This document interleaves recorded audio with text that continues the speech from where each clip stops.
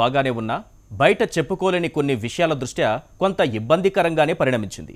వెంకయ్యనాయుడు ఉపరాష్ట్రపతి పదవి మీద పూర్తి స్థాయిలో ఢిల్లీకే షిఫ్ట్ అవుతుండగా అది చంద్రబాబు నాయుడికి ఒకంత ఇబ్బందికరంగా మారిందట. ఇంతకు ముందులాగా ఆయన ఇకపై ఎప్పుడు పడితే అప్పుడు అందుబాటులో ఉండే అవకాశం లేదని, ఆయన స్థానాన్ని ఎవరు భర్తీ చేస్తారోనని బాబుకు భయం పట్టుకుందట.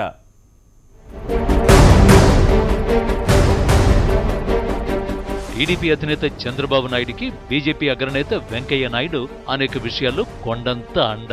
రాష్ట్ర ప్రయోజనాలైన, రాజకీయ సలహాలైన, బీజేపీతో పొత్తు అంశమైన ఇలా బాబుకు సంబంధించి ఏ విషయం తీసుకున్నా అందులో వెంకయ్య నాయుడు పాత్ర స్పష్టంగా కనిపిస్తుంది. అయితే ఇప్పుడు ఆ అండ కాస్త ఢిల్లీకి వెళ్లిపోతోంది.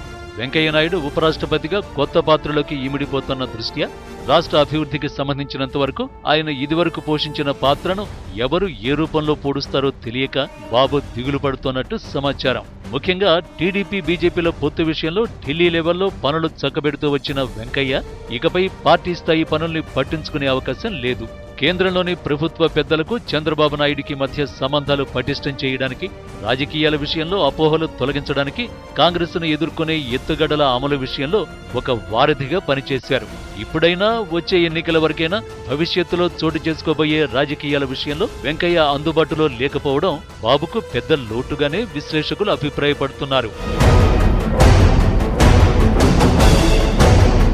ఏపీకి ప్రత్యేక హోదా విషయంలో కేంద్రం మీద అపోహలు తలెత్తినప్పుడు అది నేరుగా వెంకయ్య మీదే ప్రతిఫలించింది.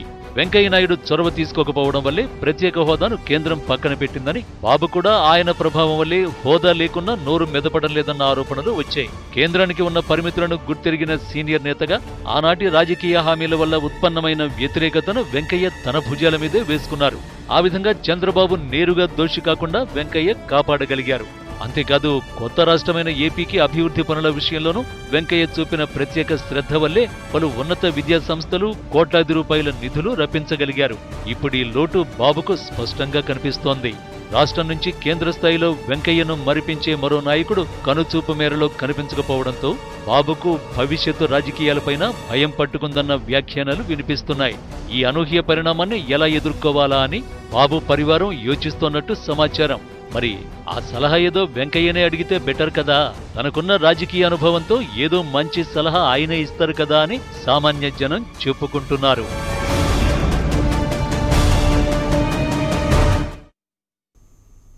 ఇది